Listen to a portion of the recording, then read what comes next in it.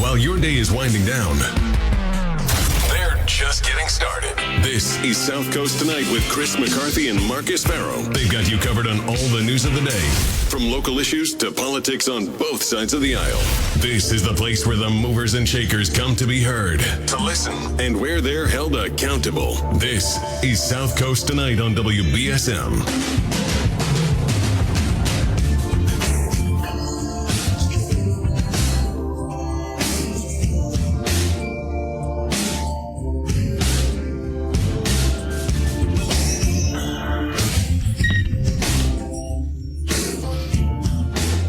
Welcome back to the show. I'm Chris McCarthy. As always, Marcus Farrow is here. Oh, wow. We're starting off with a call right off the bat, huh? Here we go. Let's do it.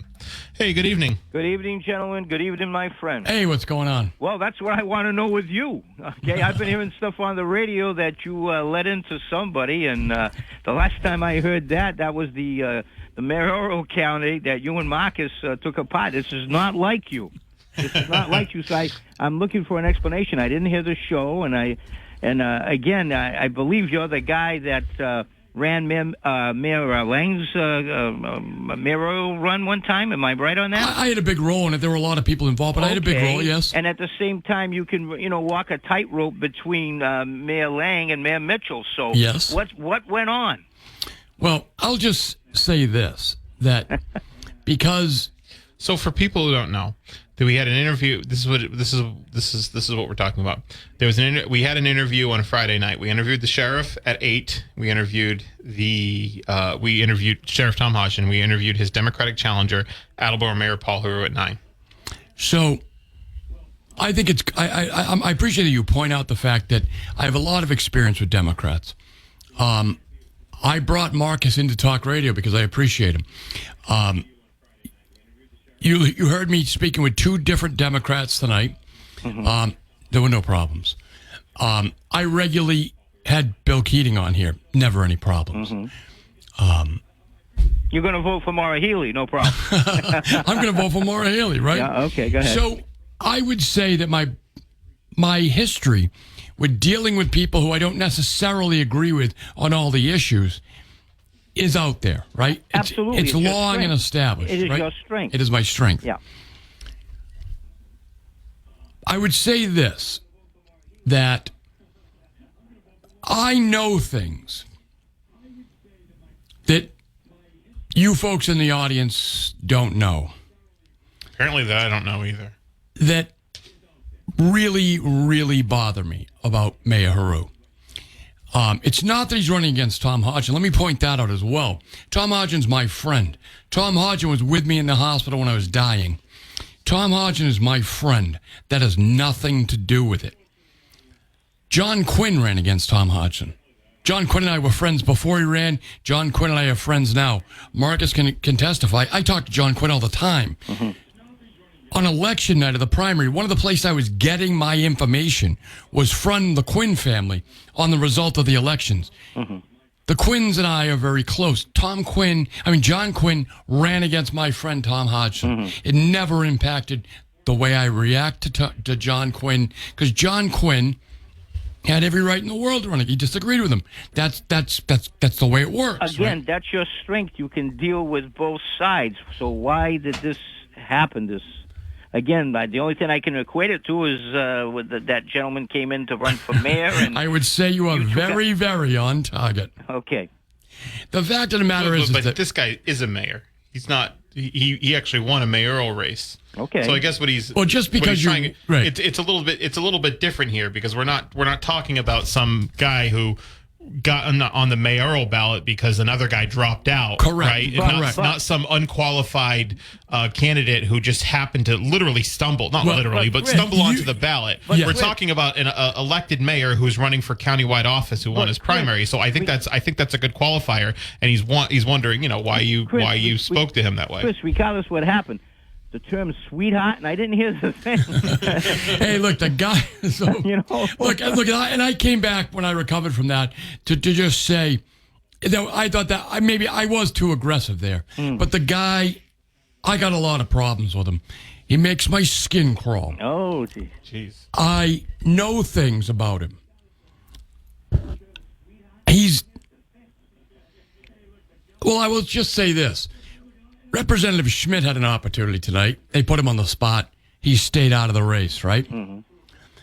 One of the things I wanted to ask the mayor of Attleboro is, has Nick Heroux come around yet? It's not because Nick Heroux is the standard bearer. Nick Bernier. Nick Bernier. Yeah, I did that. I was calling the man the sheriff too, right? Mm-hmm. So I do have some slip ups these days. Mm-hmm. That's what happens when you crawl out of the grave. Mm-hmm. But the fact that Bernier has not come around, I think is something people ought to focus on. I just disagree with you there. I think he's just a sore loser because George McNeil came around and he was still mad about that. You know what? I'll ask you a question, Marcus, and the future governor of the Commonwealth is endorsing him and actually going to organize stuff with him. So I just disagree with you that Nick Bernier's non-endorsement is any indication of anything at all. Well, my friend, I didn't mean to put you on the mark. No. I'm happy you did because I wanted to say this. Because I know you from the past, and right. Yeah, you've always been even-handed, and right. for you to, I understood when you explained to me what was going on when you were off the air with the old mayoral candidate right. there, and then it made complete sense why you guys, did what you did. But I again, this one, I agree with you. It was out of character. I agree with you. It was out of character. Absolutely. I agree with you that there was only one new variable. The only one new variable in the room, and that wasn't me. I know things, and I feel there's a lot of other people that ought to step up and say what they know, and they're all sitting back waiting for me to do it for them. Because they want me to be the bad guy. Well, you shouldn't be. I don't want to be the bad guy. No, you shouldn't be. Right? No. I don't want to be the guy to do it. But someone has to step up here and say what they know. Well, they have to say what they know. Well, that should come from the Hodgson camp, I would say, right? I would think that eventually it's going to come down that he has to do it. Mm-hmm. But I would think that there are some people within the Democrat Party that probably wished they had said it during the primary more than be left with this guy as their nominee. And as for Healy's endorsement, Healy is endorsing the guy running against Tom Hodgson. Okay. She didn't do it in the primary. She waited till the primary is over, and now she's with the person that the Democrats of this region selected, which I don't think is about as much focus as she's going to give to a local race anyway. That's not true. I talked to a field organizer. So you think she did a background check on him? What? You don't think she did a background check on him? I mean, I don't think she. She didn't do a background check. I think on she's him. just being a loyal. She Democrat. did not do a. Yeah, I agree with you. We got it. I agree with you. I'm with him. I agree with you, but I guarantee she did not do a background check on him. Not that she's required to. Okay. I'm really interested. I don't know this thing either, so I'm interested to know it at some point. Maybe I will. But okay, so well, my friend, I don't want to put your feet under the fire. It seems no, like I don't feel like I thought you. No. Believe me. Yeah. My feet. I feel no heat whatsoever. I'm very comfortable with how I feel about the mayor of Attleboro. I'm very comfortable with the fact that my position is based on facts. It just I don't want to be the guy. I don't want it on me to splash back. Okay. Yeah, well, again, I think it should come from the Hodgson. Campaign, the people that are involved and active in his campaign, if there is something out there that people should know. And I'm surprised with Hodgson because he usually doesn't hold anything back. If he's got something to say, he usually says it. I'm not... Well, I'll just tell you this. I didn't get my information from Tom Hodgson. Okay, but you say it's out there, so I'm sure if it's out there with you, it's got to be out there with him, no? Well, my sources are impeccable on this. I mean... The only other guy I heard you get angry at, and again, it was from a distance, it's that gentleman there that claimed that there was nobody killed, I believe, at the school there. The Alex Jones stuff. Yes.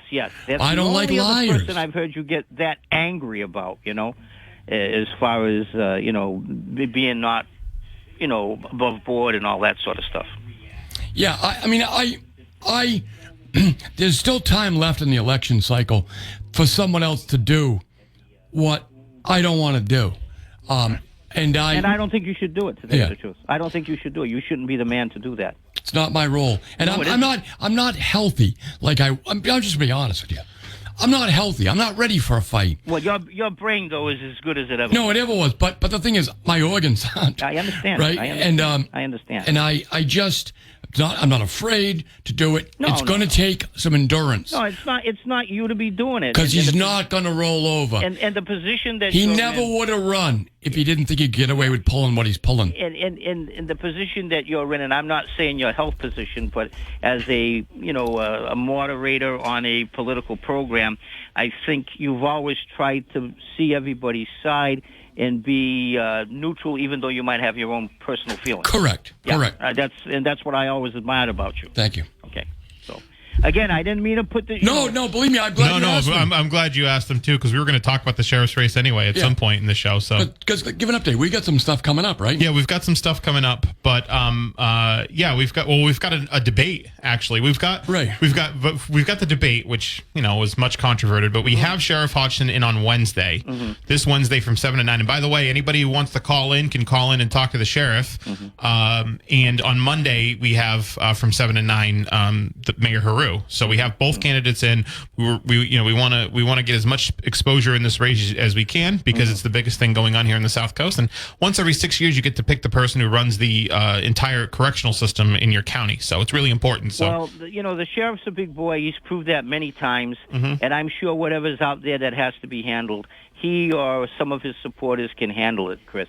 Oh, no, that's my point. I'm not, because it's too easy if I do it, right? It shouldn't be you that does it. That's my whole point, like that. And all I can say is, like I say, I've always admired you, and I love you. Zach, I know you do. I know you do. You're my friend. Right.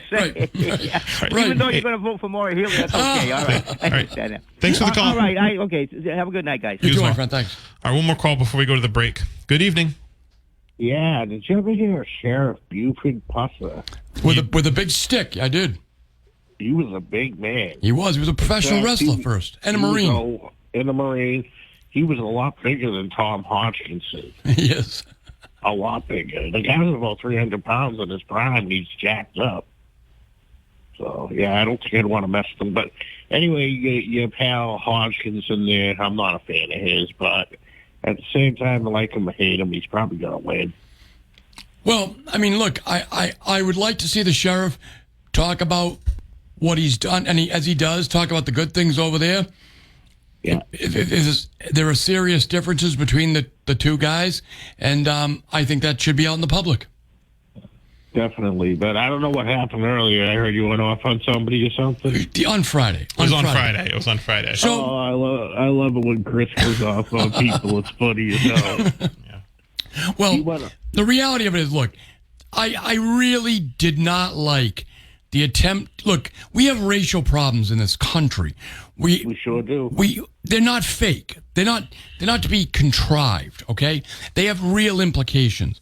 But I think around here, if you go back to the George Floyd stuff, the greater New Bedford area avoided any serious problems, riots, things like that. People got out in the streets. They gave their opinions.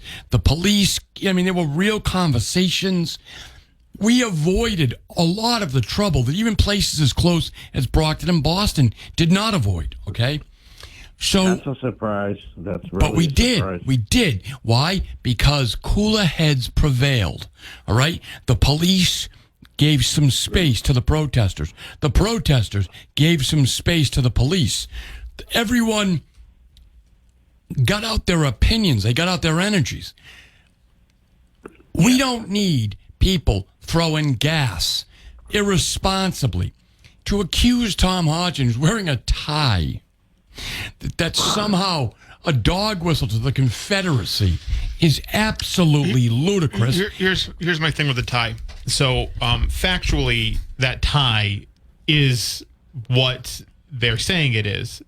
However, it is a tie that was designed. And you knew that Tom knew that when he put the tie on. Well, that's the point is I'm trying to make. Okay. Factually, that tie is a Confederate flag tie. It was designed by somebody. It was called like the Anglo Confederacy tie, something like that. Good. It's very clear. It's online. Actually, when Kate Robinson was at the Dartmouth Week, she wrote a column about it. It's clear on its face that it was a Confederate flag tie. The question would be Sheriff Hodgson's intent in wearing that tie. And do I think that the Sheriff Hodgson is one for dog whistles? No, I don't. I don't actually think. But he did wear the tie. That's But listen, I had a Jerry Garcia tie. Did that mean I was taking LSD? I mean, it might have. But Yeah. I'll say actually more accurately, my dad wore Jerry Garcia ties, and I know for a fact my dad did not take acid. Right? No, listen. I don't think Sheriff Hodgson said I'm going to send a signal to my Confederate brothers by wearing this tie in my official portrait.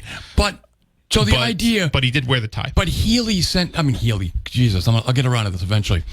Heroux and his staff sent out a press release accusing the man of that. He didn't casually drop a thought. He didn't make a mistake in the going back and forth of political conversation. He sat down at a typewriter or a printer, and I like to say that. He sat down like Alger Hiss at a typewriter and banged out some content, right? Alger Hiss. And that may be more appropriate than you realize. Yeah, I know. Okay. That's what these guys do these days, though. They fight each other. They look for things to swipe. But the larger point is this. I know Tom Hodgson takes his half African-American grandson around with him. I mean, you think he's strapping on the Confederate tie while he's palling around with his African-American grandson? I mean, it's such a ridiculous point, such a disgusting point, quite frankly, for an elected mayor, not some hack, to come up with. That's his platform. Tom Hodgson has a Confederate tie, and that's why he didn't go to the NAACP debate. That's what he said, and to me that churns my stomach.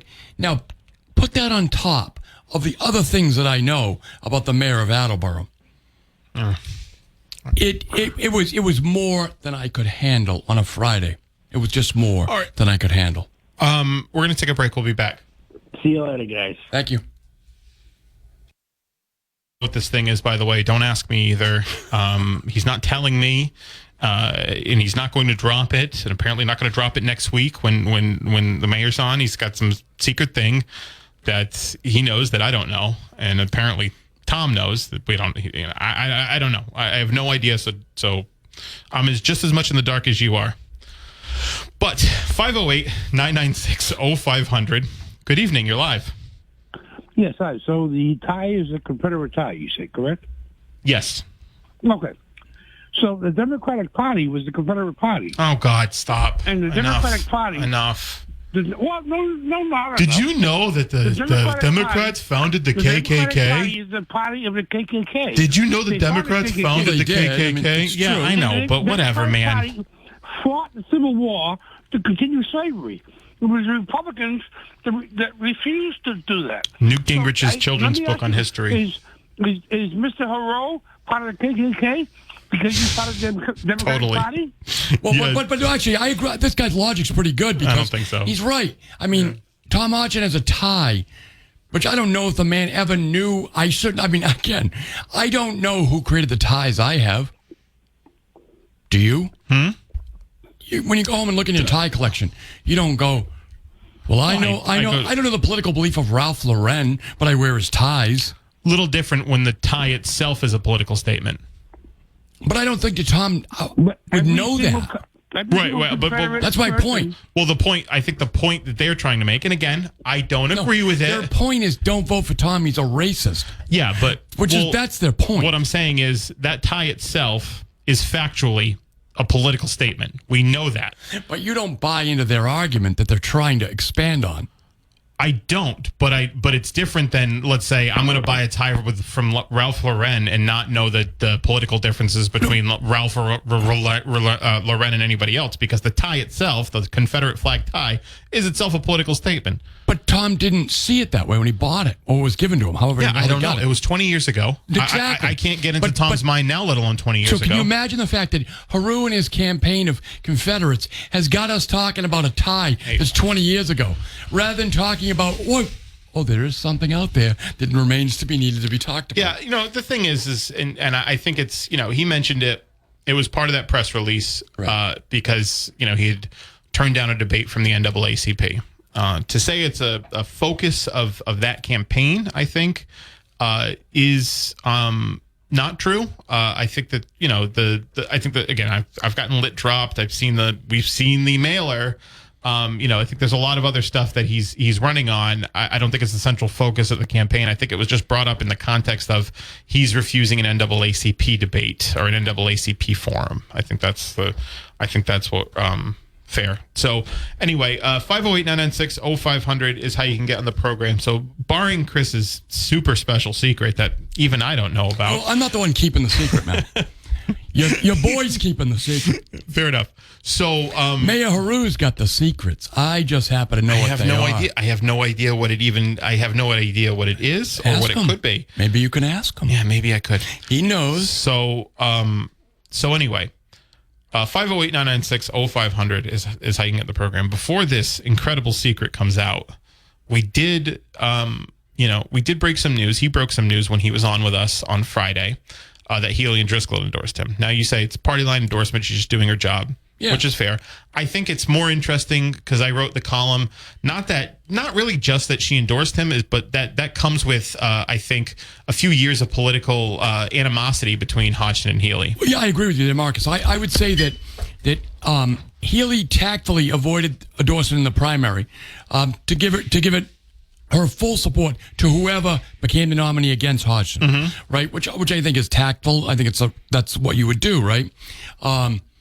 If the roles were reversed, if it was a Democrat sheriff like Tom Hodgson, and Baker was in Healy's position, right? I think that they would have played it the same way.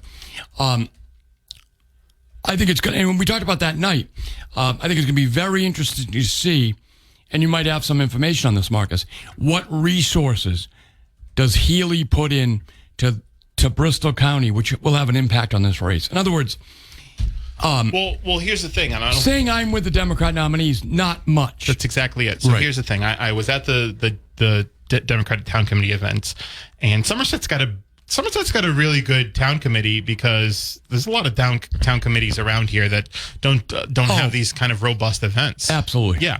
So I was there. Andrea Campbell, again, like we said, was there. Pat Haddad was walking her around. She was with Alan Sylvia, Rep from Fall River, Mike Rodrigues, Chairman Rodrigues of Senate Ways and Means, who was on with us, talked about how much he loved coming on with us. How many people you think were there, roughly? 70-ish. That's a big turnout. Yeah, I think that's my guess. Here's the thing. I'm terribly, I'm very bad at doing that. So I don't think anyone's really that good at it. Yeah, so I'm going to say like 70. But when I go to those things, I bring 20, 30 balloons of different colors. I make people tie them on their wrists, and I just count them over the night. Anyway. Nick Bernier was there, actually. And there was a bunch of other people that Lisa Lemieux was there. Was he wearing a Hodgson for sheriff t-shirt? He wasn't. He was dressed normally. He's normally wearing that t-shirt. No, he was nice. We were shooting the stuff. I almost did it. I've done it. But he was nice. But we, Lisa Lemieux was there. There's a bunch of people there. But there was an organizer for Healy, who lives in the South Coast, actually. Okay. And the organizer told me, I was like, oh, actually, I was just on with Paul Heroux. He told us, he broke it for the first time, that Healy's endorsing him. She goes, yeah, there's going to, and I was like, is something going to happen? And right. Basically what they said was they're going to put some political weight behind that. That means like canvas kickoffs, things like that. It's not just, I support this person. They're going to, the campaign, the ticket, the gubernatorial ticket that's pulling 30 points ahead of the Republican opponent is going to come down here and campaign with Heroux against Sheriff Hodgson. So I find it to be very interesting. And she issued a statement actually on it that I can read. I didn't include it in my column. I didn't think it. I didn't include it in my column. It's fine. It's a fine quote. it just, I don't think it added anything to my column, honestly. But it said, I'm proud to support Mayor Paul Heroux for Bristol County Sheriff because he has the criminal justice and government experience to deliver results to his community, while his opponent, Sheriff Hodgson, has embraced the Trump playbook of hate, fear, and division. And Mayor Heroux will bring the experienced collaborative leadership to the sheriff's office. And there's a whole letter. But that's the press quote. Due to Tom Hodgson's poor wardrobe choice 20 years ago, we must depose him as sheriff. Look, I'm not convinced. I'm not convinced by the tie thing either. I'm going to be honest with you. It's just ridiculous. Yeah. But the fact of the matter is, as I said that day, but here's the thing. Here's the thing with the tie stuff. Here's the thing with the tie thing. We know he has polling data on it. We know that Heroux has it. We know he has polling data on it because I got polled. I got polled on it. But it's funny though because there's no expenditure for that poll. Interesting. His campaign finance reports have no expenditure for that poll. So it's very interesting. I guess there's two explanations. One is that they haven't reported it yet, or two, it's that it's an in-kind contribution poll. If that's permissible.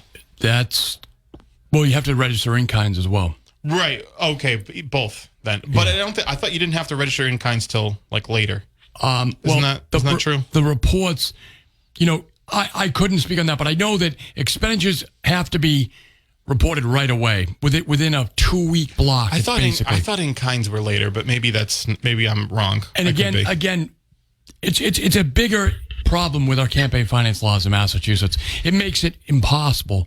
And you and I are pretty sophisticated guys for the average person to run. In fact, when Evan General was in here, we talked a little bit about that. I was treasurer for a campaign before. It's a lot. It's a lot of work, folks. Yeah. It keeps it's actually an incredible pain. Yes. It keeps a lot of good people out of the political process. Yeah, you're better because honestly, in a lot of cases, you're better off hiring somebody to do it and paying them. So I can't tell you how many times people said to me, "Will you be my?" No, I will not be a treasurer. I will have nothing to do with it. Never.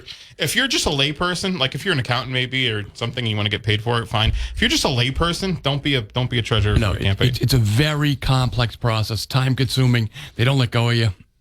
508-996-0500. That's the part. They don't let go of you.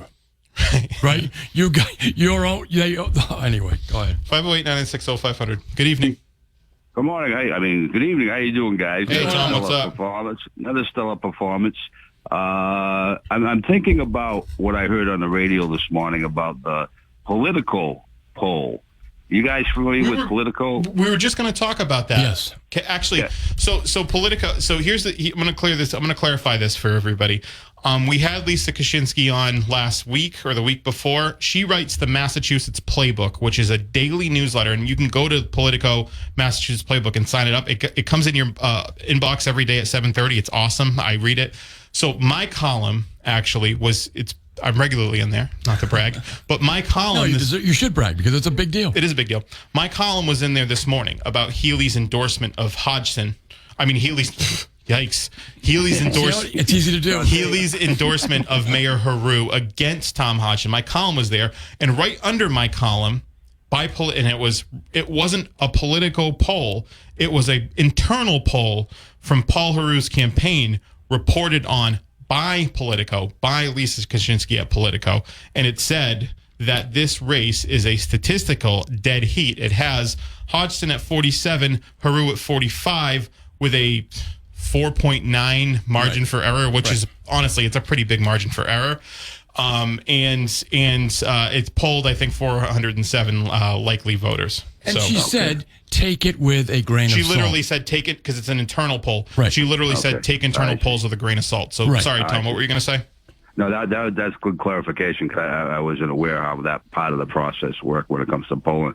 But I still think, the 19th is going to be the decision from the public that's voting on that race. Yeah. I still think it's pretty close, just talking to people again on the street. And this week was a lot more Heroux than there were Hodgsons this week. Last week it was sort of split.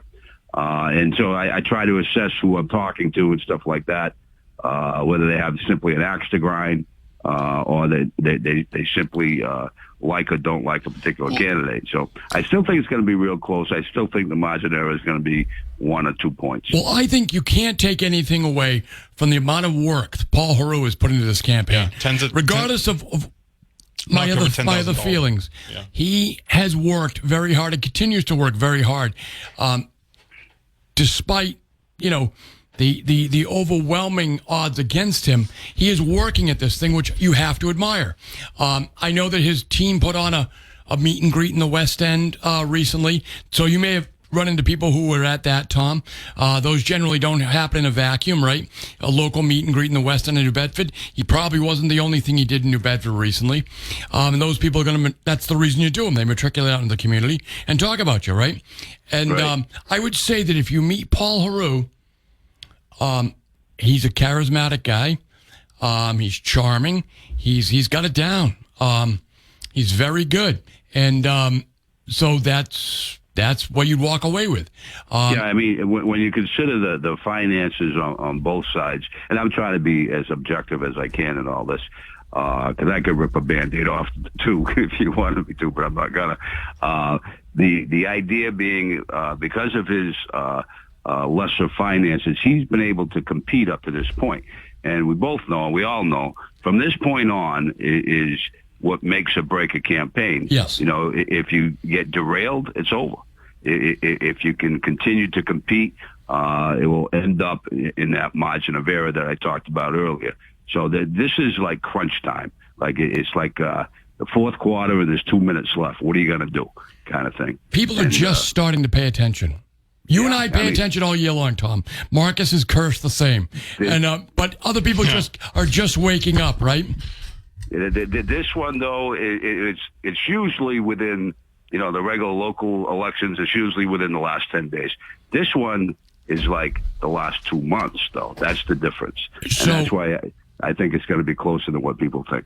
I don't think it's going to be. I think it's going to be close. I do. One of the things that I've said this from the beginning. It's one of the reasons I really am disappointed. That's not even the right word in Jeff Deal, and I would never reward the man with a vote. Is because I think he's going to lose by 30 points due to his own failings. Right. Right. And Maura Healey is a good candidate. Don't get me wrong, but at this point, he is going to damage everybody down the line, including good people like Anthony Amore and Tom Hodgson, in my opinion. I'm gonna vote for Amore. I listened to him, and it's because of you guys and getting down to the nitty gritty.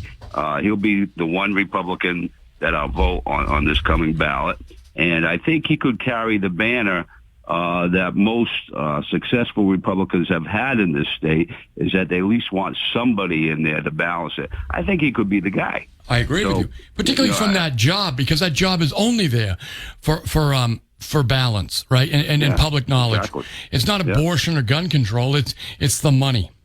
And who is his opposition guy? It's a woman. Talking about from the Cape? Well, so Tom, what happened is he's got a Democrat opponent, Diane DeZoglio, former senator. Oh no, still a senator. She's still a senator. Yeah. She was very impressive. She was pretty good too. Yeah, she's great. Sat here. She's very great. She's impressive, right? Yeah. And they both like each other, it seems like. But of course, the Republicans are angry with Amore's success, so they're running some burnout from the Cape, who runs every year, to run against him on a sticker campaign. So this guy, we talked about it. This guy, Tom Keys. He's a perennial also-ran. He ran for state rep. He ran for governor's council. Said some crappy things about Joe Ferreira. Tried to blame some things on him that were pretty awful. Yeah, and now he's running. And I said I listened to it the other again. My immediate reaction was, oh, that jerk from Sandwich. And I'm correct in I looked it up. I'm like, oh yeah, that's right. He was a jerk back then, and he's still a jerk because he's running this spike campaign against Amore. If you remember what a tragedy that this area was gripped with, particularly the Gannon family, obviously. And this guy comes out and starts pointing the fingers. I mean, it's reprehensible. Yeah. Irresponsible, yeah. Good. Hey, keep up the good work. And we can't wait till the 19th. And whatever happens between now and then is going to be real, real important. I agree, Tom. Thanks, Tom. Thanks. Yeah. See you, bye. So we actually, again, we got the sheriff on Wednesday, Paul Heroux on Monday. We have them on for 2 hours, 7 to 9, and you can call in and talk to these candidates. Marcus is just acting out talking. You can talk to them. You can say whatever you want within FCC guidelines. Correct. Within FCC guidelines, you can say what you want, and people sure do when especially when the sheriff's on. And that'll be fun. Let's go to the phones again before we have to take this break. Good evening. Yes, good evening, Chris. Hey, Big Al. How you doing, bud? Doing good. How are you, my man? How are you feeling? I'm alive. I'm here. That's the point, right? That's a plus. Okay. You got the information I gave you, correct? I left it on your messenger. I haven't gotten it yet, Big Al. Well, please check your messenger. I will. And get a hold of the city council president, because I'm going to put his word to rest. So let me just say this, Big Al, and I'm not here to carry weight for Ian Heroux, but I like the guy, and I like his arms. So I think someone's leading you astray, man. I don't think the guy said he wanted to arm wrestle you or that you weren't a good arm wrestler. I think someone's pulling your chain. I think he said it. Marcus, stop it. No, he did. No, he did. He did say it. He told me. Program. Didn't you heard him? He's telling me right now. He did? Yeah. No, I'm joking. I'm joking. He didn't say any of that. No, he didn't. Big Al, come on. Well, I don't know what he said. I don't know what Al. He said on Ken Pittman's show that I was talking smack. But I don't believe he said that. Did you hear him say that? He did. No, someone told you. You heard him say it on Ken's show? Someone told you that. I did. You heard it on Ken Pittman's show? Yes, I did, sir. And it'll be fair to say, and let the record reflect without prejudice, that I am speaking the truth. I'd like a cool-off period here, because I mean, it's been a long time. This guy's going to kill Ian. We don't need another Senate president. I mean, city council president fight, right? Well, it's not really a fight. It's an arm wrestling match. No. When he's dead, they'll have to battle for who takes over for after him. Or does the vice president? I don't know. Who's the vice president right now, Marcus? I think there may be a little bit of a attempted coup d'etat. Linda. And they're using Big Al as their hitman. Al is going to set the record straight. But who's going to put his arms straight? Don't worry about that. But I have a person that's got the table and knows the rules, chapter and verse, like I do. Chapter and verse. Yeah, but what about Ian? I like that. What about Ian? Chapter and verse. Well, Ian is, what can I say, green behind the ears, if you will. All right. Hey, Al, I'm going to let you go. I appreciate the call. We got to take this break. Appreciate it. Thanks for calling, Al. Right. Someone's messing with you, buddy. I don't think it's true. I don't know. Let's say I know something about Ian Heroux that maybe you don't know and the entire world doesn't know. But Big Al knows. He's a champion arm wrestler? I just know I have a secret. I have a secret about Ian. I don't think you do. Just kidding. I don't. All right. We gotta go. Listen to us live. The following is an emergency alert system test.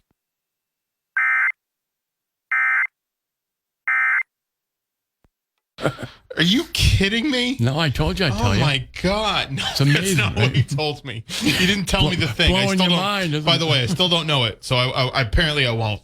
But no, there was another thing. People are just the worst. They really are. Oh, my God. I try so hard. Guys, I try so hard. Anyway.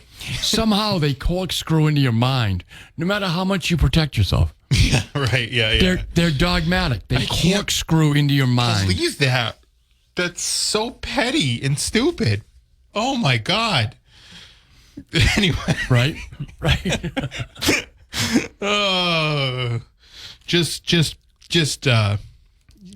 positive vibes. Just sending out some positive vibes. Can't get that stuff around me. That was what what's her name said on Friday night. She did. She said positive vibes. What's her name? Your colleague, Jessica Machado. There you go. So Jessica, I thought it was a lot of fun on Friday. She was great. Yeah, she was. Yeah, fun. she was good. She was a great addition. She really stepped up too, and I appreciate it, and you appreciate it. And you know what? I heard in the audience too that that was awesome. You know, and people were asking me about her. And Tim said he hopes we do that more regularly. I mean, I enjoyed it. I thought she offered a lot, and I thought we were good chemistry. I thought really it worked. It was and fun. I heard a lot of good feedback from the audience. Mm-hmm. People who I know listened every night, and who said to me, "Hey, who was that girl? Like, she was really good." And I said, "Well, she's on Saturday mornings on her own, Saturday afternoons, right? Yeah. In the old Marcus spot. So no, we'll have her back. Spot. Absolutely, Marcus spot. She did a good job on Saturday too. Actually, sometimes I'm like, I could have kept the slot, right? And I had said, and this was sort of euphemistic. I said, I'm really excited about putting my focus into the new show, the evening program, instead of God, no, I can't do 6 days a week. Right. But I should have probably just kept it because I end up just listening to the radio all day Saturday anyway. The difference is you can listen to it without having to be here. Yeah, right. Exactly. I don't know. It can be a lot to having a weekend show. It sounds like it's not a lot, except that it is. It's a big commitment. Weekend shows are a big commitment because you definitely miss stuff. Right. You miss stuff. You got to be here, and it's great. I mean, you get to. I really enjoyed that time slot a lot, but it's a big commitment, and it's the weekend vibe is different. The vibe of the conversation. It's totally different. You get a lot of prep time, which is really good. Mm-hmm. But if something comes up, a lot of things you have to give up personally. Yeah. And most of you don't mind because it's so enjoyable. Yeah. But if something comes up, it's more difficult to find someone to fill in for you. Yes. Because they've got their own things they're doing, right? Particularly if they worked all week. Yeah. So, but we're lucky to have local programming here on the weekends. I mean, we're really the only station that has a full day of local programming on the weekends. We have, from Brian all the way to Jess. Right. And it's really something. And then we have Jim on Sundays. Nobody has anything on Sundays either. No. So, we're the best, is what I'm trying to say. Well, what I would say, Marcus, is aside from the hosts, which obviously are the best, but we have a very forward-thinking management team here. Yes. Right? The Mark and Michael and Tim are really forward-thinking. They're always planning for the future, and they're always open to new ideas. Can I fit this call in? Yes. Good evening. You're live. Yeah, I was just going to say something really quick about Jessica Machado with you guys. Okay. You guys should have a morning show or something with the three of you. It would probably do really well. Well, we have an evening show with the two of us that's doing really well, too. So maybe we could do the morning show and the evening show. Without Phil. Phil has to be here, though. Phil is the morning mayor. Yeah, Phil's... we can't take Phil's spot. Barry's my favorite guy, especially when he gets... He says to Marcus and Chris. Barry's my favorite guy. We're not animals. We're not cartoon characters. We're human beings. Nah, you guys are running a good show. I just thought that Jessica with the addition... people really started calling in. It was like a machine gun. We've gotten a lot of calls today. Excuse me, we're good enough. We're good enough, sir. You're good. No, hey, listen, I got to take this break. I do appreciate it. Thank you. I appreciate the commentary. All right, so we've got that sounded sarcastic. It's not. I got to go. Why should you download the